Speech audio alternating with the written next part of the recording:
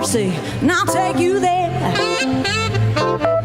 I'll take you there. I know a place, oh yeah, ain't nobody crying, no, no, ain't nobody worried, ain't no smiling faces, I know, oh, lying to the races. Somebody help me, come on, come on. Hi, I'm Elizabeth Godec with the Eliot Hine Network. America's Promise Alliance, the nation's largest network dedicated to improve the lives of children and youth, will honor 6 exceptional leaders with its Promise of America and Promise Hero Awards today. The awards will be presented by General Powell and Alma Powell, the founding chair and chair of America's Promise, at the 4th Annual Promise Night Gala, which will be held right here at the museum in Washington, D.C. Let's check in with my colleague, Jada. Thanks, Elizabeth. The Promise of the Americas Award, the organization's highest honor, recognizes the extraordinary individuals who have made an exceptional difference in the lives of young people, and through their work have demonstrated the power of 5 promises. Stay tuned for more quick facts. What's up, Malia? Hey Jada, our honorees are extraordinary leaders working diligently to make the promise of America real for every child, said Alma Powell, Chair, America's Promise. As we enter our 3rd decade of working on behalf of young people in this country, these individuals remind us of the impact we can have if we use our time, talents, and influence to make life better for the next generation. Now let's swing it over to Mykayla. Thanks, Malia. Promise Night is an opportunity for us to celebrate the success of our honorees while being inspired by their community and national impact, says John Gomperts, President and CEO of America's Promise. John also states their commitment to the investment of young people is the path to adult success. America's Promise is proud to recognize such a dedicated group. Stay tuned for the Eliot Hine Network for the Inside Scoop. Welcome to the Eliot Hine Network. I'm your host, Jada Vindergrift. And I'm your host, Mykayla Roberson. Joining us as a guest today is John Gomperts, President and CEO of America's Promise. Mr. Gomperts, thank you for joining us today. I'm happy to be here. Thank you for joining us. You have a track record of success in both government and nonprofit sectors. What is the key to longevity with regards to collaborative partnerships? Well, that's a good question. I would say there are a couple of keys. One is you have to believe what you're doing. Like, you're never going to have longevity. You can't fake it forever. So you have to really believe what you're doing. And secondly, in collaborative partnerships, you really got to listen to the other guy. You know, it's back and forth. It's a relationship. It's not you telling people what to do. It's working together and figuring it out. So those 2 things, you got to believe it authentically, and you got to listen. Thank you. you have extensive experience in leadership. Talk to us about the power of having various goals in life. Yeah, I don't know what I think about that. I mean, we have goals for how we live our lives. We have goals for how we want to contribute to making the world better. And having that balance, I think, is a good thing. I've always had a sort of a broad goal of wanting to make my own contribution to making the world a better place, for me particularly around helping kids have an opportunity to succeed. But I have other goals in life as well that have to do with my family and, you know, my health and how many books I read and all those kind of things. So to me that creates balance. But for each, it's different for each person. It's personal. It's nobody can tell you what your goals should be. You got to decide inside yourself what you want. Okay. John Gomperts, thank you for joining us today. Thank you for being here. It's a delight to have you. This has been the Eliot Hine Network. Don't forget to follow us on Facebook, YouTube, and Twitter. Welcome to the Eliot Hine Network. I'm your host, Jada Vindergrift. And I'm your host, Mykayla Roberson.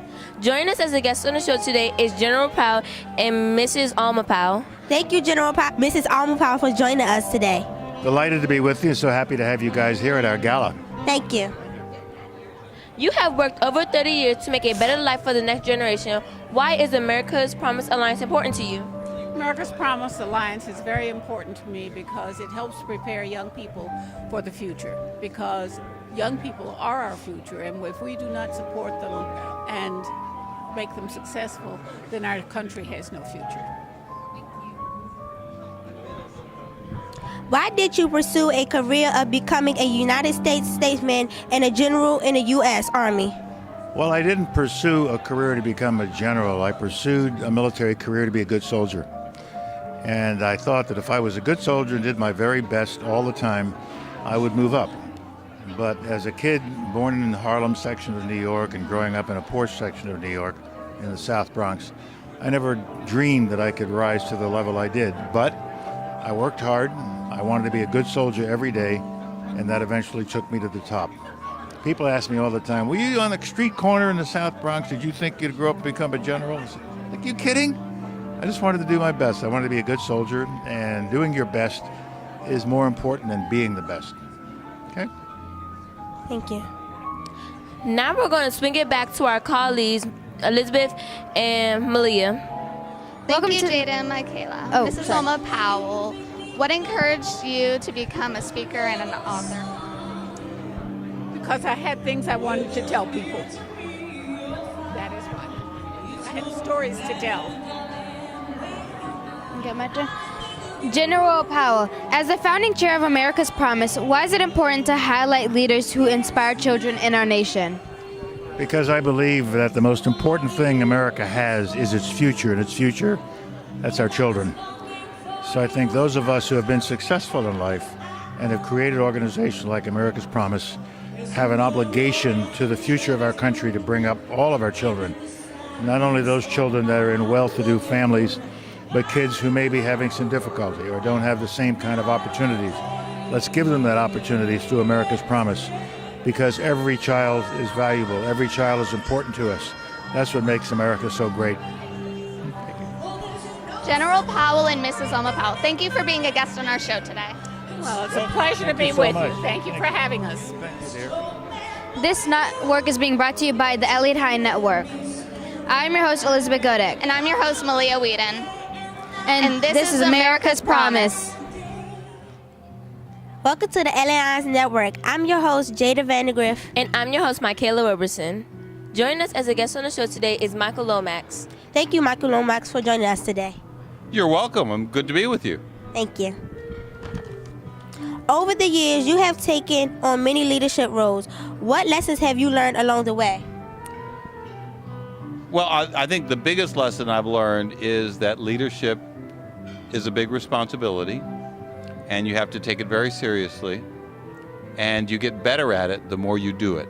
So it's like any other muscle. You know, if you practice and you take a lot of initiative and you do more of it, you get better at it. And we need better leaders who have practiced doing what they're doing, because sometimes people just jump into positions and try to tell people what to do, as opposed to earn positions and lead people. Thank you.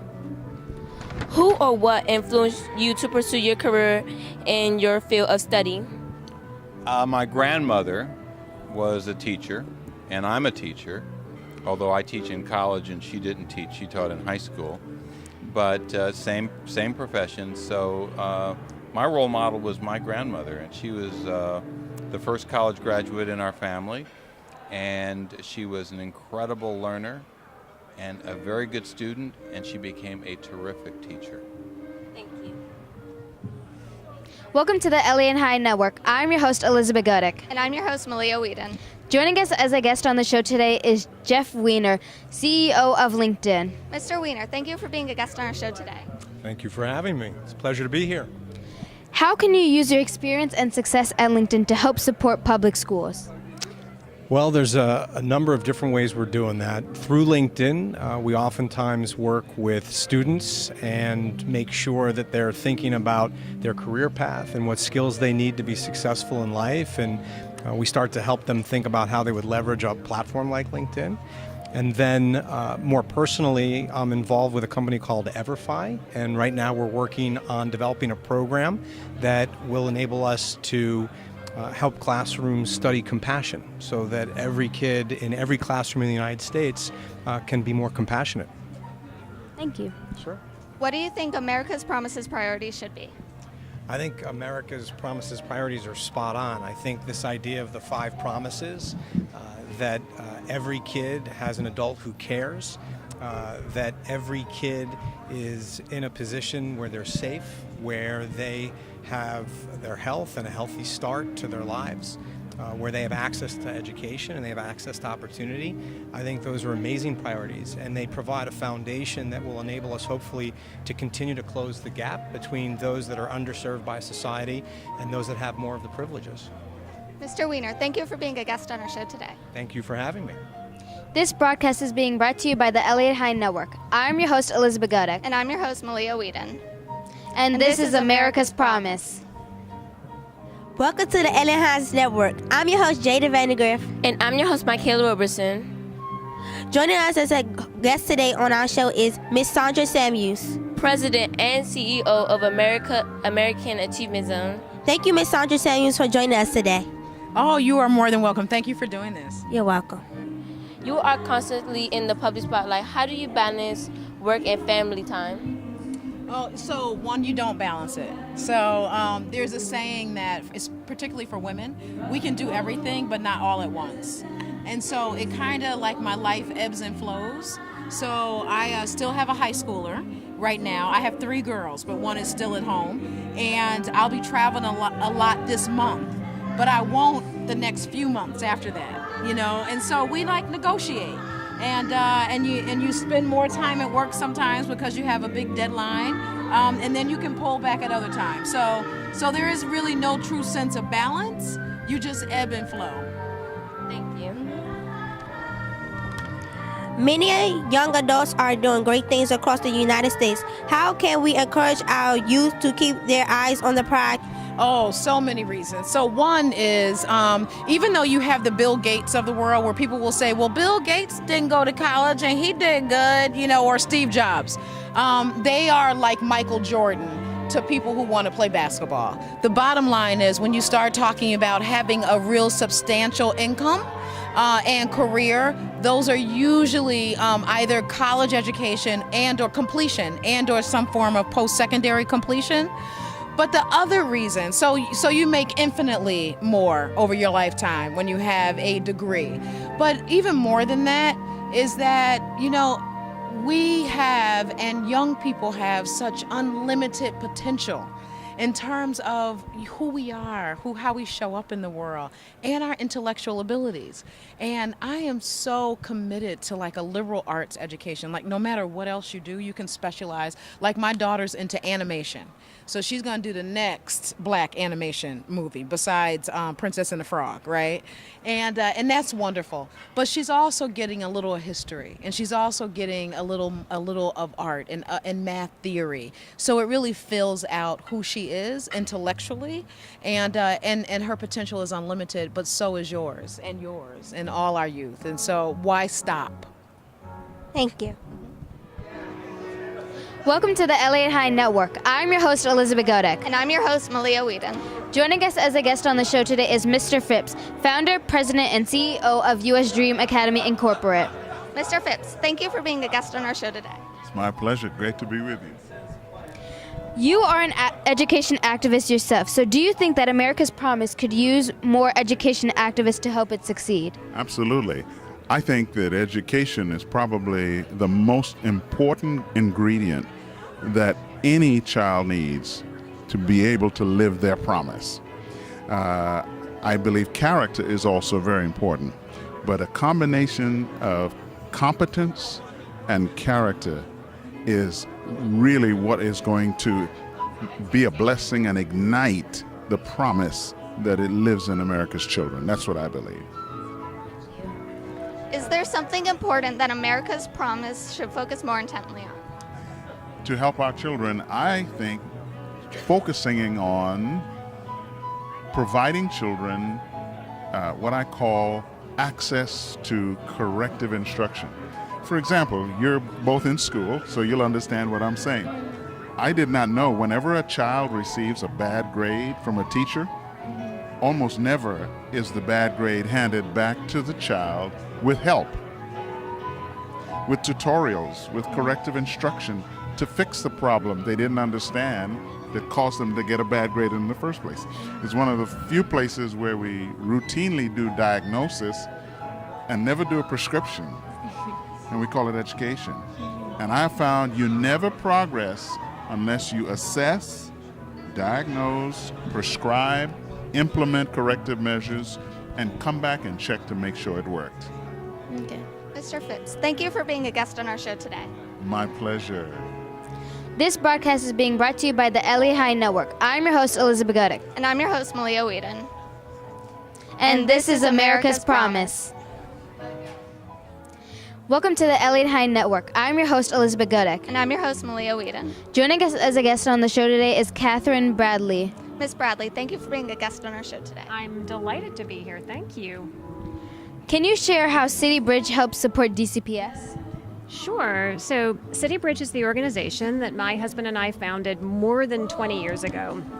And we originally started City Bridge so that everyone who worked in our companies would get involved in the schools in DC.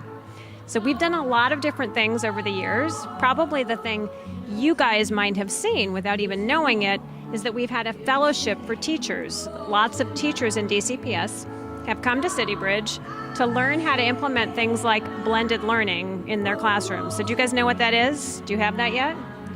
Do you use computers in your classrooms? Yeah. And does your teacher mix teaching you some things on the computer with teaching you some things live? Okay, so that's blended learning. So that's one of the things that we've tried to work with teachers in DCPS to help them learn how to do it. Thank you.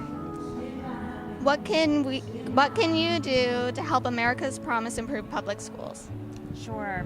So I had the real privilege of being on the board of America's Promise for about 10 years.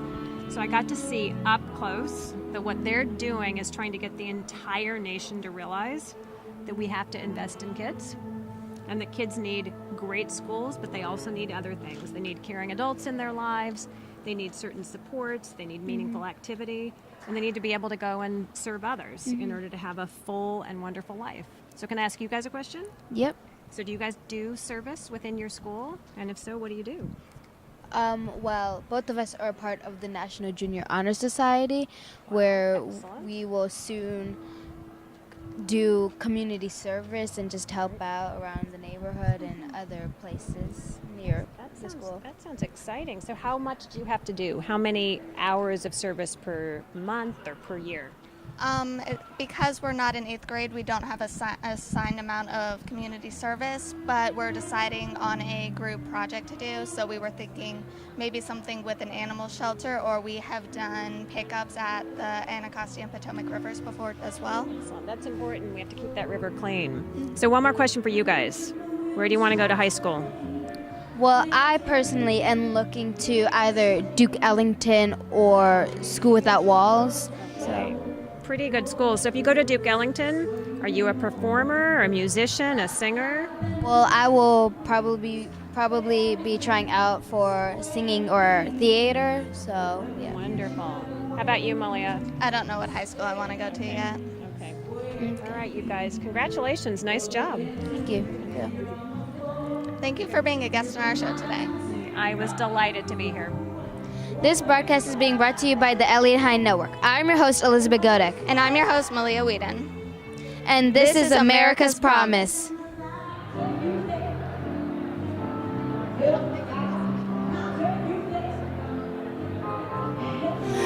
nobody worried.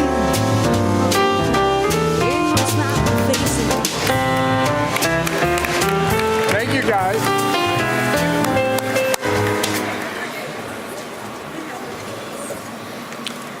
All right.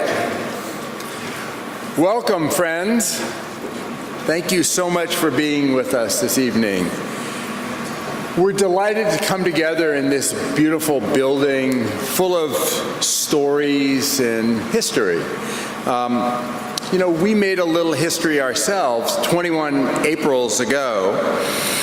As you can see on the screens, it's supposed to be able to see on the screens, but we haven't yet. But maybe you will in a second.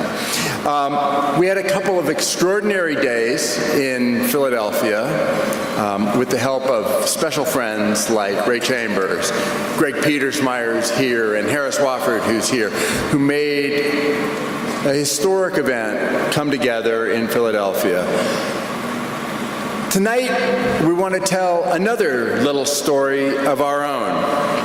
As great as this museum of news is, and if you haven't come here, you should, I love it, there are stories that we think are not told often enough and prominently enough. And those are the stories of hard, creative, often unglamorous work, ignored, the work to create opportunity for every single child in America. There's no more important story for us and for our future than that.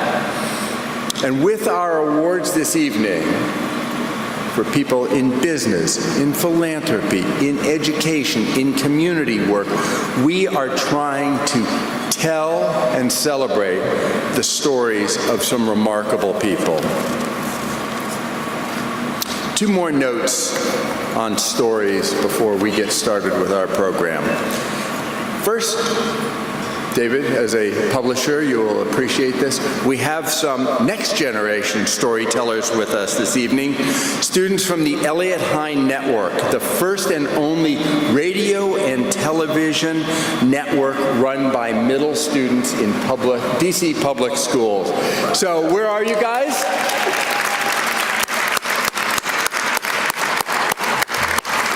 They've been interviewing people and they'll be with us all evening.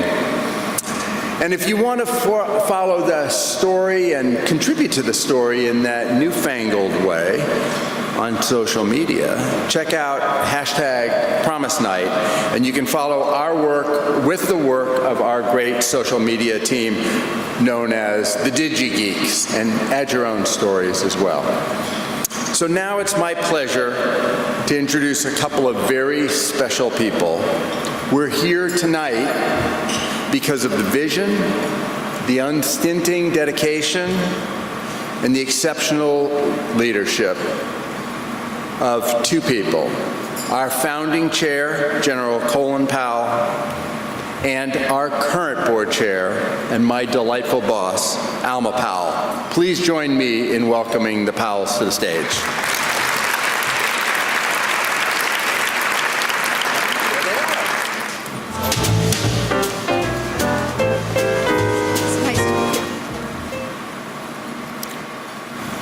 I'd like to welcome you all here again tonight and refresh your memories about what happened 21 years ago when we had the Summit for America's Future in Philadelphia. I'll never forget that day because all the presidents were there with Mrs. Reagan representing President Reagan. And we made a commitment to the American people that we would do something to make sure that all American youngsters have the opportunities that our children have. It was wonderful. We came back to my office in Alexandria the following Monday and said, well, that was a great summit. Now what do we do? And we came up with a plan that has been in effect now for 21 years and has been successfully in effect, as demonstrated by all of your presence here this evening. And we settled in on what does a kid need? And we settled in on these 5 promises, as we call them. They're pretty straightforward. It's what we want every child to have. And the first promise is every young person should have a responsible, caring, loving adult in his or her life. Parents, teachers, coaches, ministers, you name it. Our young children need a responsible adult to monitor their performance, but more importantly, for them to have a right model of how to behave, how to act. Without that, a child is off to the bad start in life. The second promise we made was every child should have a safe place in which to go and to learn and to be safe. Boys and Girls Clubs, Salvation Army programs, after-school programs, religious programs, you name it. When I think about these first two promises, I'm always reminded of a visit I made to a Boys and Girls Club once when I was on the board of the Boys and Girls Clubs. I went into the Boys and Girls Club, and as they were taking me around, I noticed that there was this older gentleman sitting in a corner in a chair. And after 30 minutes of walking around, as I was getting ready to leave, he was still there. So I asked the head of the club, "Who's that?" And the answer was, "That's old Sarge. He's a retired Army Master Sergeant, and he comes here every single day." What does he do? He sits there. He just sits there, and he watches the kids, and the kids watch him. And if a young boy gets in trouble, "Come here, son," and he straightens him out. If a young girl's having a troubled day and their tears rolling down, "Come here, honey, what's wrong?" And he's there every day. Does he make an enormous difference in the life of these children? You better believe it. Because what he is saying is, I'm here every day, and if I'm here, you must be important because you think I'm important. And the important thing we have to work on through all of our programs is to give children something they can count on from day to day, not just a passing volunteer effort on a Saturday afternoon. These kids need people in their lives every day, all day, mentors and safe places. The third promise we made was a pretty direct one, and that every child should have the benefit of health care, a healthy start in life. And everywhere I go in this country, when I give it the same remarks, it's a disgrace that this country, with all the money we spend on health care, still have tens of millions of Americans without health care and young children without health care. It's a national disgrace. We ought to have universal health care for every single American. Alma and I have had universal health care for going on close to 55 or 60 years, thanks to the United States Army. Guess what? It works. And we ought to have that kind of support for all of our children. And the fourth promise we made was that every child should have a quality education, an effective education that sets each young person on a path that will lead to a productive life and a productive job that contributes to society. And finally, we added something that was a little different, and that was to make sure that all of our children learn early in life the value of serving others. Put that value and that virtue into their hearts and into their minds, and they'll carry it into adulthood. I used to kid just a bunch of kindergarten kids going out and cleaning up the trash in the play yard they'd just been in. That's service. I like to see it institutionalized in all of our high schools and colleges, where kids have an opportunity to demonstrate that they have a responsibility to reach down, back, and across to help those of our fellow citizens who are in need. These are the 5 promises. We know that with access to the 5 promises, every child, no matter their circumstances, no matter the zip code they have lived in, has a better shot at reaching their American dream. Though I may have led this organization as its start, it has continued to flourish and grow thanks to the leadership of my wife, Alma Powell. She has led this organization for more than a decade, and thanks to her, it has never been stronger. So before we get started with the first honoree, I'd like to turn it over to her to say a few words to you tonight and what it means to be here tonight and why it's so important that we're here. I present the chairman, Ms. Alma Powell. Thank you. Thank you, Colin, and thank all of you for joining us for Promise Night. As its name suggests, this event always reminds me about how promising our future looks when we come together around a common cause and a shared vision for young people. Tonight, we honor and celebrate the men and women who continually rise to meet the challenges that young people face. Tonight, we take a moment to uplift one another and renew our resolve to keep going. Tonight, we remind ourselves that collaboration is key, and we draw strength in knowing that each of us together, can help lighten the load of the work ahead. And that's what tonight is about. As you'll see, tonight's honorees come from a variety of sectors and industries, from media and business, the nonprofit sector, and philanthropy, as well as ministry and faith. These extraordinary men and women are using their resources to transform public schools in our nation's capital, spending their time breaking down barriers for low-income students and students of color, and devoting their energies to matching caring adults with young people who need them most. Now, whether they're working in their local community or on a broader systemic change, each of them is doing their part to fulfill the promise of America for young people. The commitment I see tonight is particularly inspiring when I consider all the progress that has been made since our founding 21 years ago. Thanks to you and our partners around the country. Today, high school graduation rates are at their highest in history. More young people of color are entering college. And as we can see from the people in this room, there's a growing commitment from businesses, nonprofits, and individuals to invest in our nation's most important resource, children and youth. That commitment has been vital to the progress that we've seen over the last 2 decades, and it will be instrumental in helping us achieve all the work that lies ahead. I thank all of you here tonight. I thank the founders of America's Promise who had the great idea and came together and made it happen. Ray Chambers, Greg Petersmeyer, Harris Wofford, all of whom are here with us tonight. You had a vision and you made it work. Thank you. I especially want to thank our title sponsor, the Ford Foundation, and platinum sponsors, Salesforce and the Ronald and Joe Carroll Lauder Foundation, and our many gold and silver sponsors. Without these sponsors, this evening and so much of our work would not be possible. So, as we get started, let's see a short video about our first honoree. I'm the founding chair of CityBridge. And I'm the owner of Atlantic Media. Through hard work and opportunity, we've been able to achieve success. And now we're working to create an abundance of possibility for others. I was born in Southern California. As a kid, I loved dancing, swimming, and acting. As a teen, I had many jobs, but my favorites were teaching dance and working at Sotheby's. My younger sister, Mom, and I lived all over America as we followed Dad for his job at General Electric. My parents never pushed us to bring home perfect report cards. Instead, their focus was to get us on the path to good character.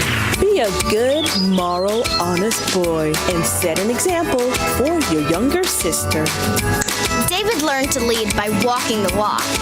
At age 19, on a summer break from Princeton, I saw him in action at my first DC internship. His insight and forward thinking created a groundswell, and his small upstart would become the Advisory Board Company. I graduated from Swarthmore, then Harvard Business School, and spent the most meaningful year of my life as a Fulbright scholar in the Philippines. As I was getting a law degree at Georgetown, I felt it was time to start my own company. After graduating with degrees in public policy, theater, and dance, I happily gave up teaching aerobics to join David and help him grow the advisory board and its sister company, the Corporate Executive Board. As we expanded, my mom's teaching served as the North Star. We proceeded with the spirit of generosity. In the Philippines, I'd witnessed a woman with the most generous spirit of all. My host, Tita Jessie, would every day have a line of locals at her door. She'd give them food, money, and most impressively, an abundance of time and energy. I'm now 106 years old. Do you know how I made it this far? A spirit of generosity.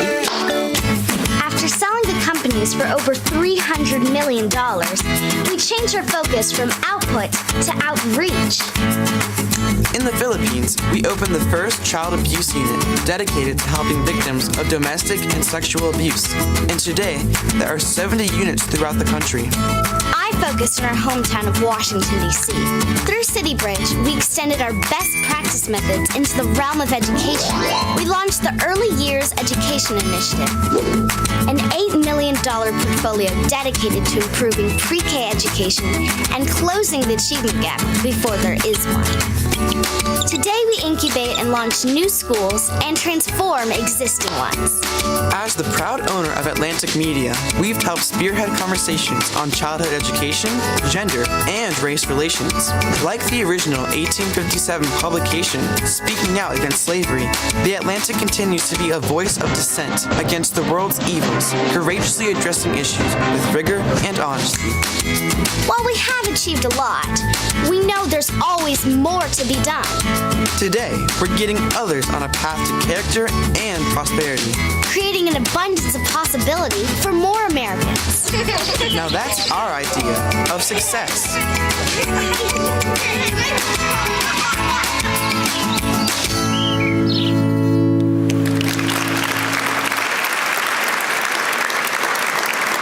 I have known Catherine and David for quite some time. And I speak from personal experience when I say they embody our fifth promise, opportunities to serve others. Catherine has served on the board of America's Promise and given great service and inspiration to us. Their dedication to serving others is a promise that people don't always understand the value of. The importance of the other 5 promises are pretty straightforward, and you've heard those mentioned: the caring adults, safe places, healthy start. But of course, young people, effective education, they need all of those. But do young people really need opportunities to serve? Absolutely. Because as Catherine and David demonstrate through their work with the City Bridge Foundation, giving back does not just change the lives of those who receive, it transforms the character of those who give. Catherine and David remind us that finding ways to better the lives of others benefits us all. And if a spirit of generosity is the key to a long life, then I have no doubt they'll be with us for a very long time. Their hard work and boundless commitment to young people, I'm so happy to present to them the Promise of America Award. Catherine and David.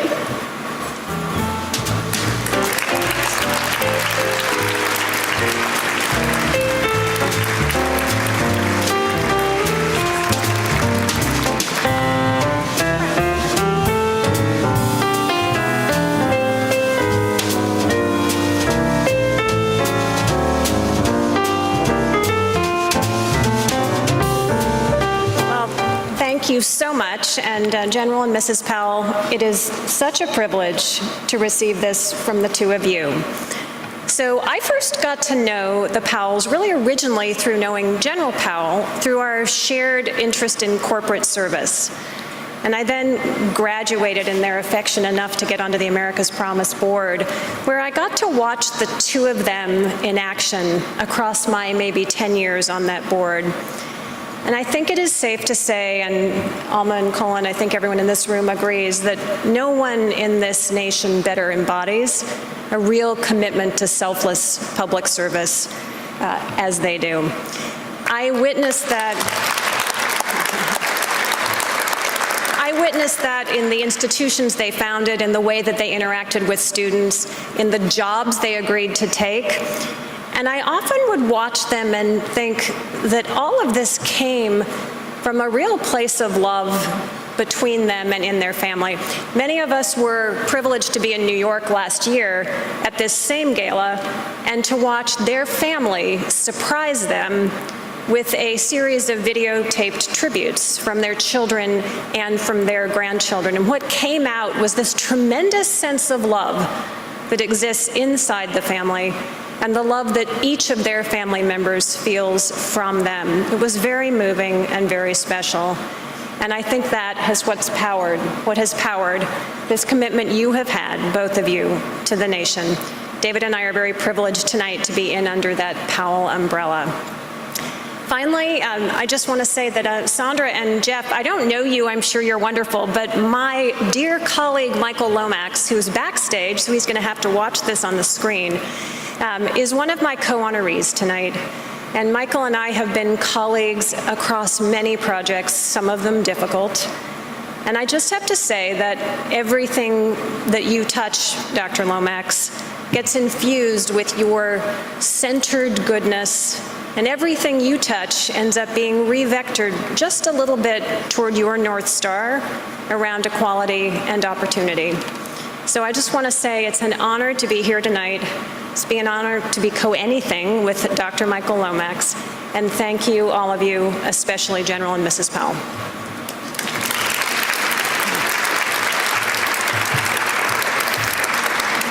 I have a friend who is always worried when I begin to speak. And he sees me reach in for my notes like this. And he saw me doing it one time. And he said to the person next to him, I see a flood of light is about to be cast, where heretofore there was no darkness. But not tonight. I just want to say thank you.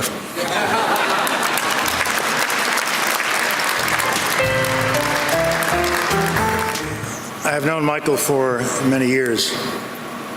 I serve with him now as a council member for the Smithsonian Institution's Museum of African American History and Culture. And of course, he's proven to be an invaluable member of the board of America's Promise Alliance. As a former member of the United Negro College Fund Board, I have tremendous respect for the work that he does to support the 37 member colleges of UNCF and for his previous work as president of Dillard University, a historically black college in New Orleans. And I have always been impressed by his commitment to and his vision for higher education in this country.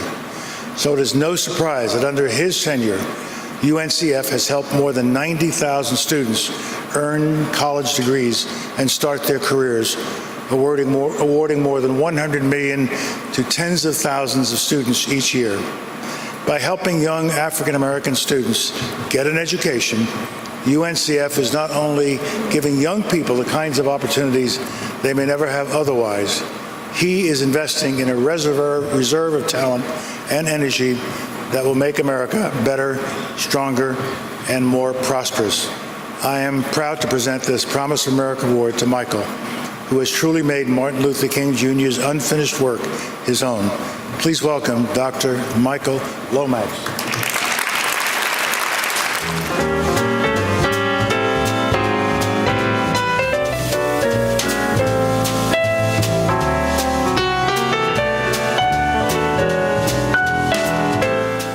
Well, this is a little intimidating. I'm more accustomed to handing out awards than to receiving them, and so just a couple of remarks. First and foremost, I don't think any of us can really appreciate how humbling it is to receive a recognition amongst so many incredible recipients this evening, and to have that recognition presented by two of the most incredible people in this nation, General Powell and the incredible Alma Powell. So thank you, General and Mrs. Powell, for this recognition. I thought about a lot of things today, and why I've been blessed to have a life where I actually do every day something that helps to change the trajectory of young people's lives. I thought about people like General and Mrs. Powell. I thought about former First Lady Barbara Bush, someone who did so many remarkable things during her life of 92 years, but she also continued a tradition of her family to support historically black colleges. Her father-in-law was a founder of the United Negro College Fund. Her sons, big supporters, her husband and her son, the president, incredible supporters, but she did one thing that they didn't do. She helped to found one, the Morehouse Medical School, and she gave so much to that enterprise. And as we remember her, I think we will remember one of her great legacies, an institution that she believed in so deeply and gave so much to, and that was the medical school at Morehouse. But I also thought about Dr. King. 50 years ago when he was assassinated, I was a senior at Morehouse College. And that was a period of turmoil, as we know. It was a period of trauma. But it was also a period of reflection for those of us who, as students at the college and at Spelman, at Morehouse and Spelman and Clark Atlanta University, had to receive Dr. King's earthly remains and to welcome people from all over the world to our college campus to pay their last respects to someone who'd given their lives in our behalf. And I've tried to spend my life in some small way paying back for what he did for all of us. I will take this award this evening as another challenge to keep doing what America's Promise is challenging all of us to do. And that is to ensure that young people have an opportunity to live rich and enriching lives. Because we keep the 5 promises to them. Those of us who are in this room this evening, those of us who are receiving these awards, all of us were blessed. We have had that opportunity. It may have been hard growing up, but we got those promises kept, and that's why we're here. But we have promises to keep and miles to go. Thank you very much. Before we move on, we do want you to see this very, very inspiring video about Dr. Lomax.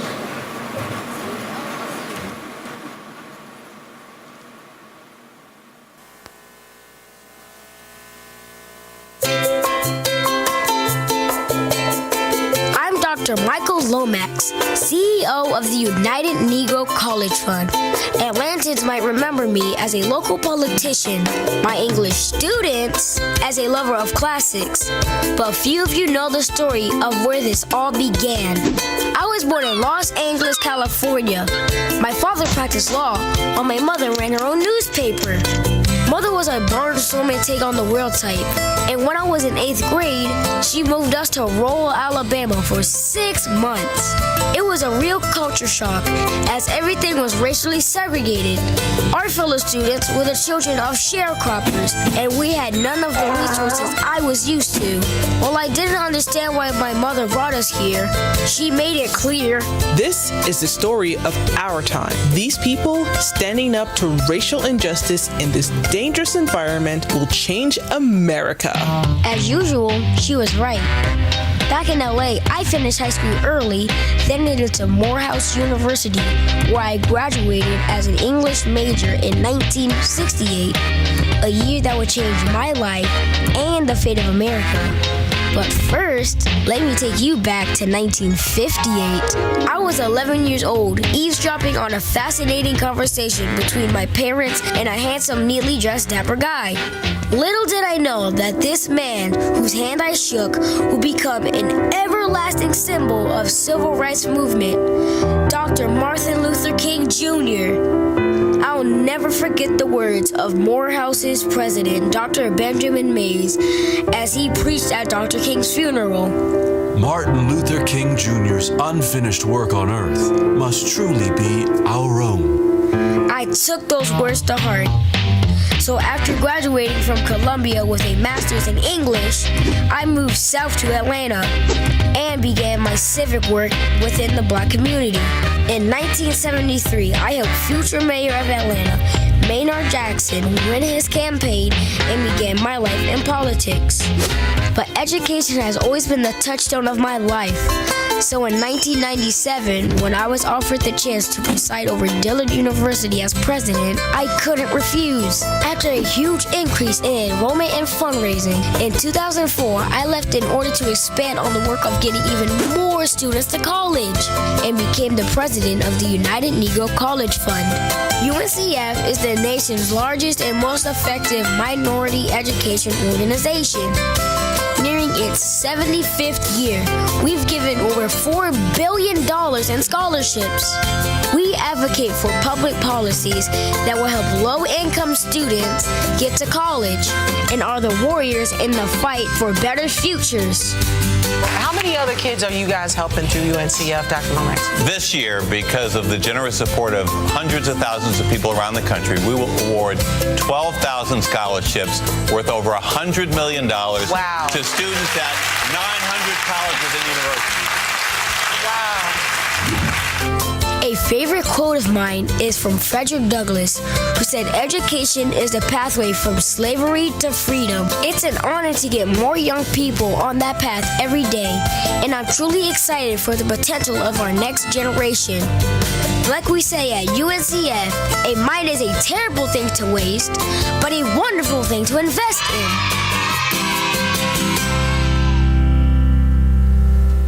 in. Ladies and gentlemen, please enjoy your dinner. We will be back with you shortly.